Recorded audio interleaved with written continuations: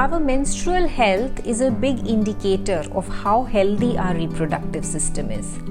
In this video, I give you an 8-parameter do-it-yourself fertility test. Number 1. Is your period cycle erratic?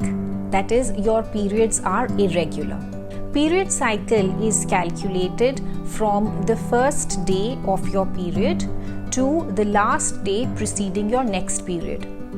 For example, if you get your period on the 1st and then your next period comes on 29th, the day preceding the next period is 28th. So your period cycle will be counted from 1st till the 28th. That is, your period cycle is 28 days.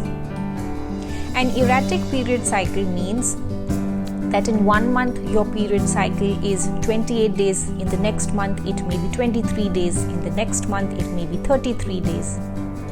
Small variations in the period cycle of around 1 to 3 days can happen due to unhealthy diet, poor sleep habits, stress, alcohol, smoking, etc. But for larger variations, one may need to see that there could be an underlying cause such as PCOS or thyroid.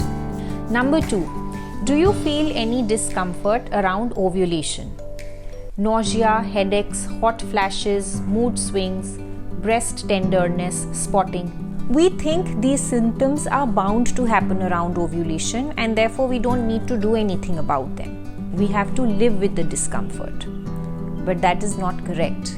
Any symptoms around ovulation that are giving us discomfort indicate that there is toxic overload on the body and therefore we can do more to improve our reproductive health. Number 3. Do you get premenstrual syndrome? Just like ovulation, there should be no PMS. At the most, premenstrual syndrome should be very mild. Number 4. Are your periods painful?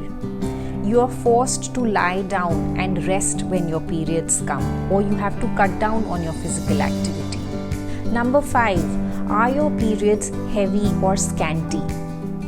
Heavy periods mean that you have to change your pad every few hours.